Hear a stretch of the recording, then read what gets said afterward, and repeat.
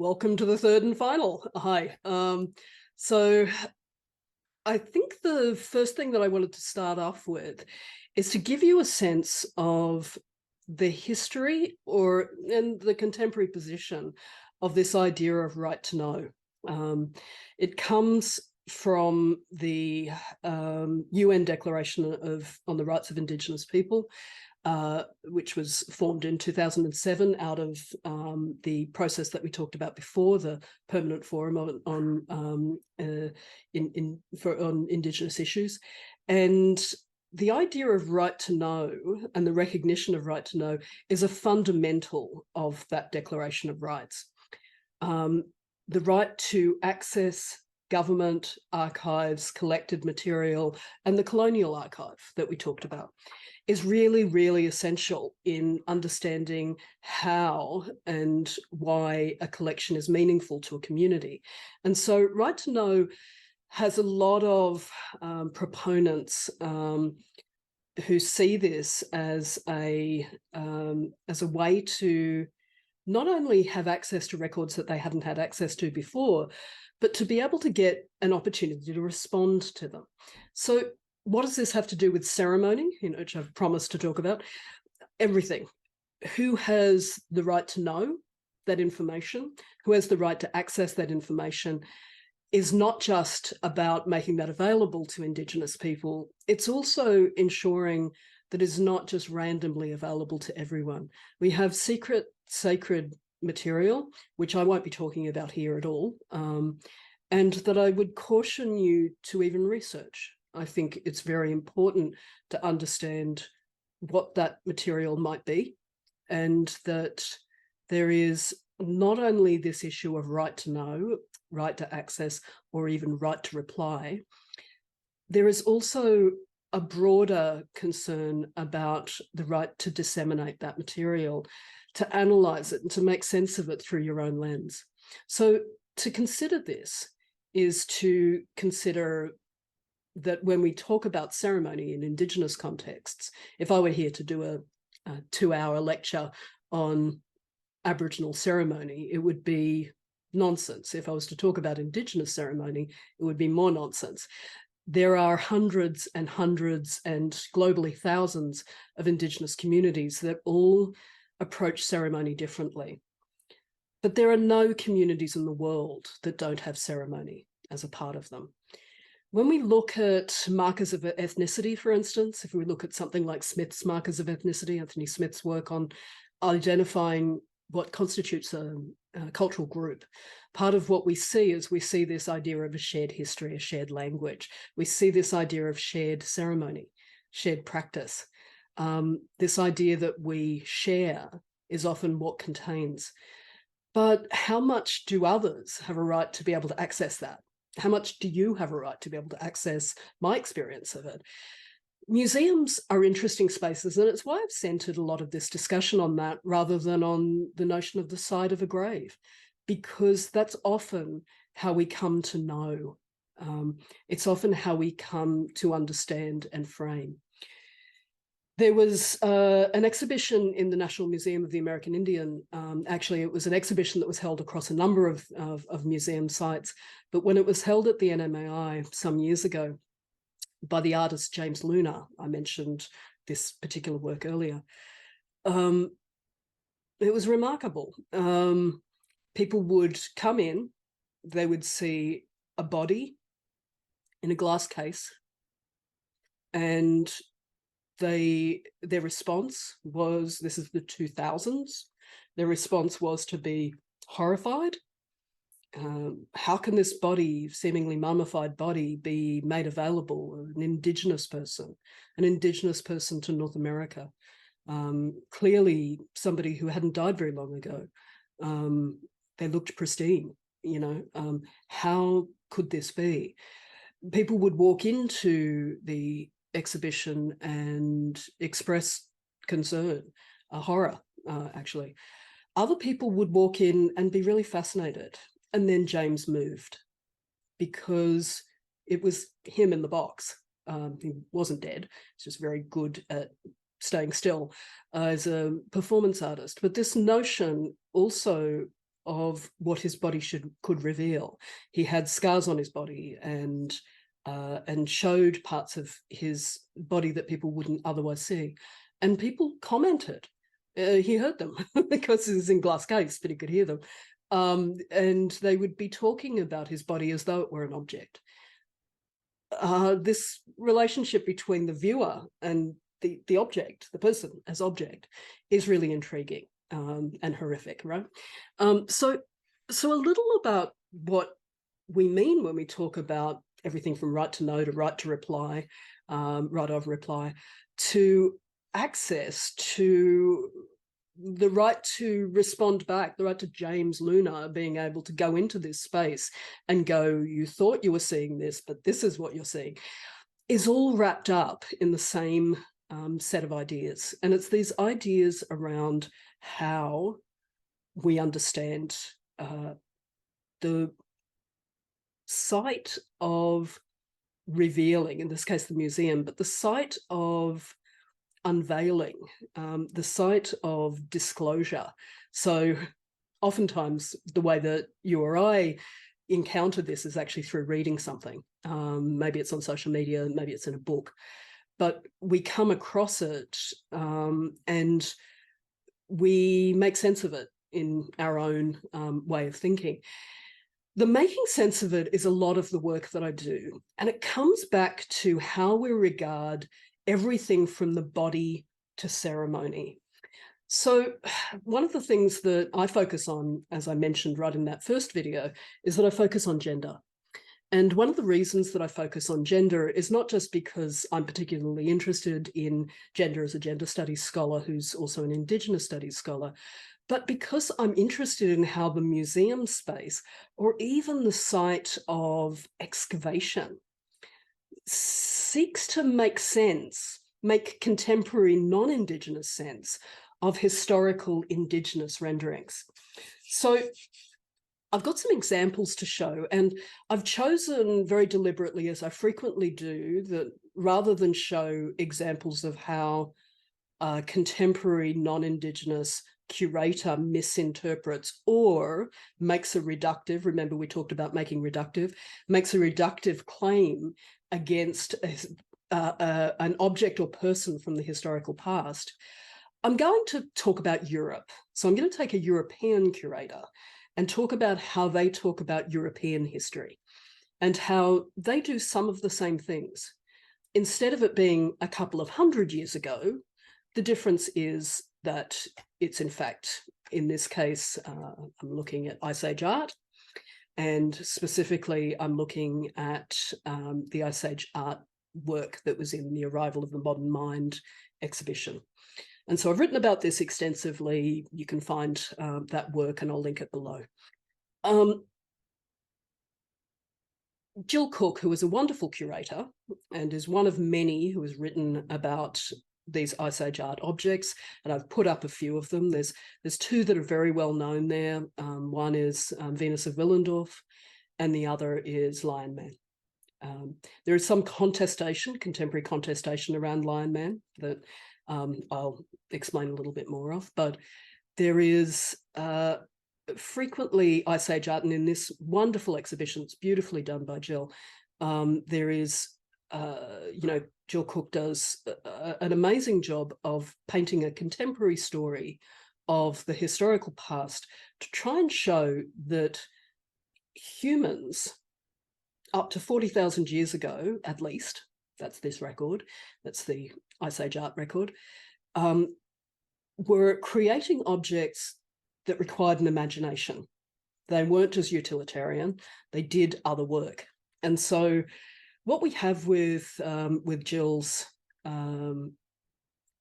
rendering of these objects is an attempt to get a visitor who comes into the British Museum in 2011 to come in and to look through and understand the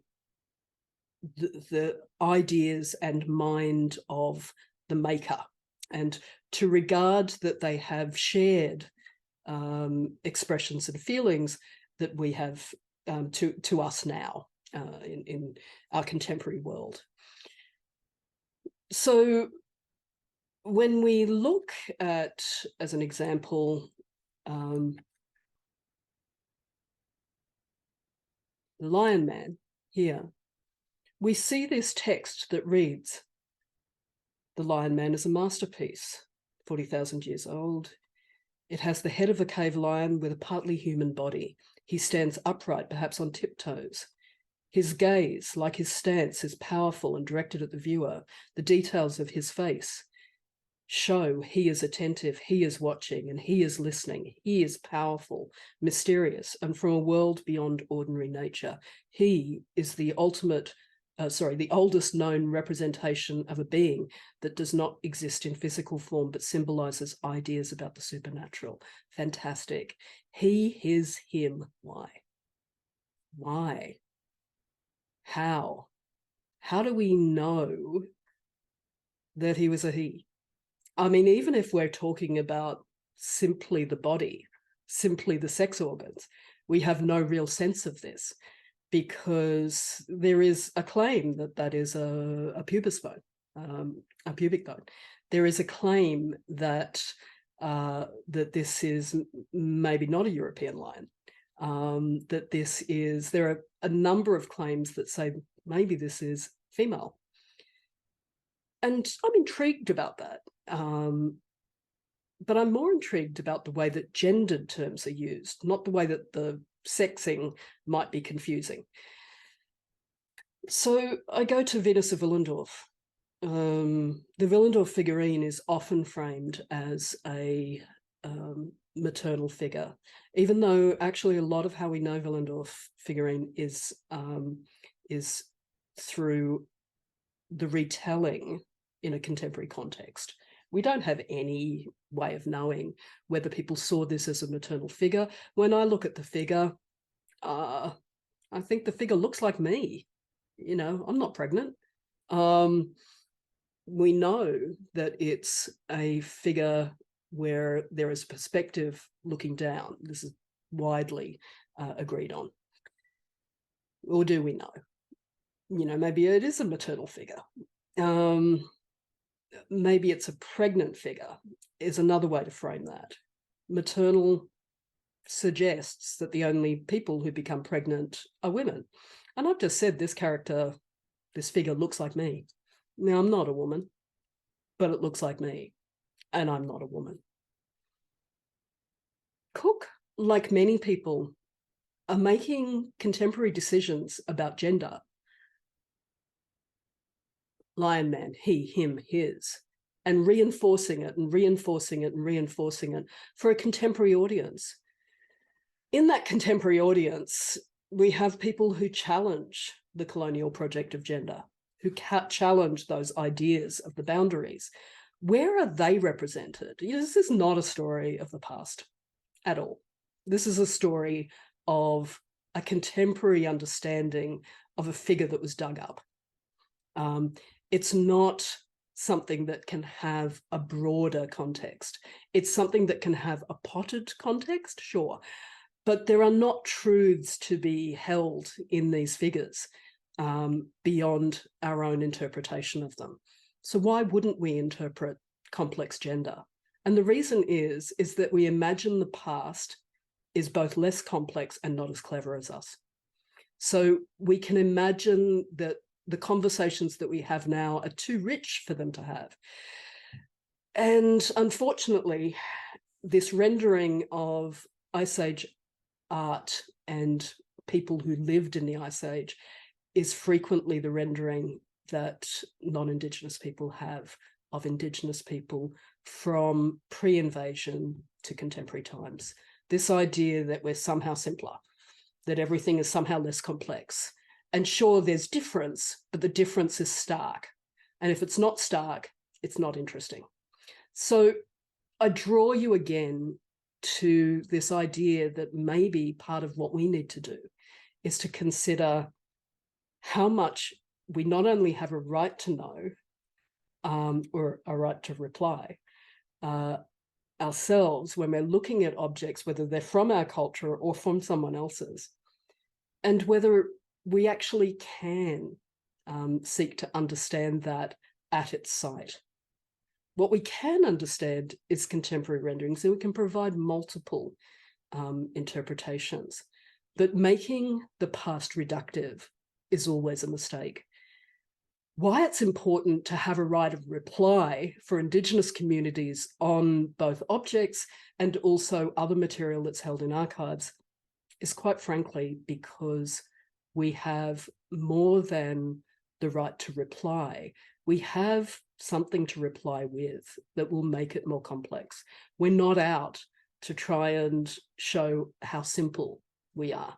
We're out to show the complexity. And so complex is more, right? We won't be engaging symbolic annihilation. We'll be challenging it. We'll be finding ways that this challenges the idea of those erasures. And we'll be finding ways that expands the stories that can be told. Ceremony is often framed as the big events in life. So death obviously is one of those. And the extreme ideas around how death is understood and known is often how our stories are told in the museum space. So I'd question why they need to be at all. And I'd also question why any excavation ever of First Nations peoples or anyone else is required. What if it never happened again? What if we didn't learn anything more, presuming that actually we're not continuing to engage with material that we hold in our collection in the way that we saw the British Museum talk about the importance of holding bodies to itself? What if we returned all of these items to community for reburial? You can read about what happened in the context of Lake Mungo, and I think it's important to. But there's a complexity to that. There's an uncomfortable complexity. There's some community that agree about the idea of repatriation, some that want the idea of bodies being held. And we come back to this difficult consultation process. Consultation should be difficult. They should be. But what do you do ultimately when in that consultation, a community says to you, we don't want you here. We don't want you doing this work. We don't want, in the context of, say, somebody, an archaeologist, we don't want you to be excavating. We don't want that. What would it be in the context of a museum where that approaches and says, we want you to help us understand these objects, and the Indigenous community says, we don't want to understand them. We don't want to help you understand them. We want them back. What does it mean? That's also a right of reply. And right of reply is central to this. Ceremony is complex, but when it becomes boxed up in very particular ways, and I will point you to Pitt Rivers Museum, that has gone through a very major change in the last couple of years, but for many years argued that it would always box up in a very narrowed way, and that it would always be about type and not about people. Pretty problematic. You can read a lot about Pitt Rivers in that way, the museum, I should say. What does it mean to be able to remove context from the objects of Indigenous people and from Indigenous people's lives? Arguably, what it means is that Indigenous people are no longer connected to it. So it loses meaning. Ceremony without people is just objects.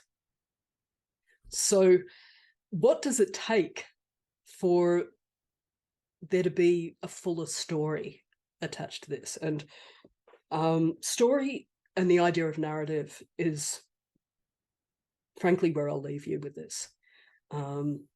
Story and narrative is essential to understanding how we make meaning of anything that we engage with. It's what we do as researchers, it's what we do as students, it's what we do in passing this on, and it's what we do as historians when we try and make sense of the past. We do it through the lens of maybe self, but I would argue that we can do it through a broader lens. We can start to engage and listen and hear other people's perspectives on this. So I've avoided all the way through this showing pictures of ceremony. There have been some images, as you've seen, of the return of remains. They've been very public images. I'm very loath, except for the James Luna piece, which is kind of wonderful. And, you know, he makes the point that it's important to actually show the body in this way.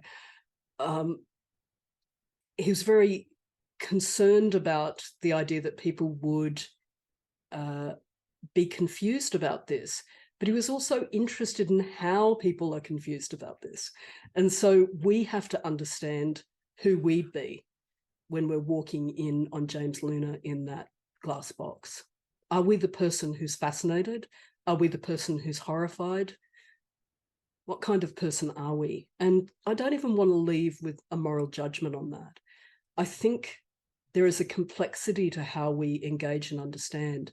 And as people who are involved in a university where we learn, we're often encouraged to read more, do more, and engage more to learn. But there are also some things that we have to unlearn. Some of our preconceived notions of what matters. So when I talk about the colonial project of gender and everything else, when I talk about people getting gender wrong as this kind of fundamental, I use that as a marker. It's not the only thing that they're getting wrong. Okay, you know, it is this idea that bodies have always looked like they do now, that what people value has always been the same. What ceremony shows us is that that isn't the case. But I'd also say, think about your own ceremonies, the ceremonies that you experience in your life. And many of us have shared ones, like maybe Christmas, Easter, getting married, you know, the whole notion of how funerals work. Even though we know all of those things are varied, we know there's some shared ideas. What if somebody had to reduce all of that to one central truth? Whatever you have for Christmas is wrong because it doesn't happen to be on the list. Whatever you think the shape of Easter should be isn't right because it's not on the list.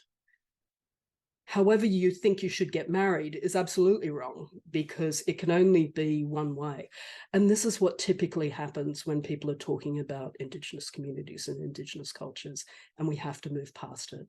So ceremony, the notion of, frankly, burial, and as you will have already seen, I've talked about mixing it up here. I've talked about the idea that you might start with the third video and move back to the first video and then go to the second video. And I've done that because part of what we have to do is to understand contexts, rebuild and reshape on the basis of all of the information that we have available. But it doesn't have to be all of the information. Thanks.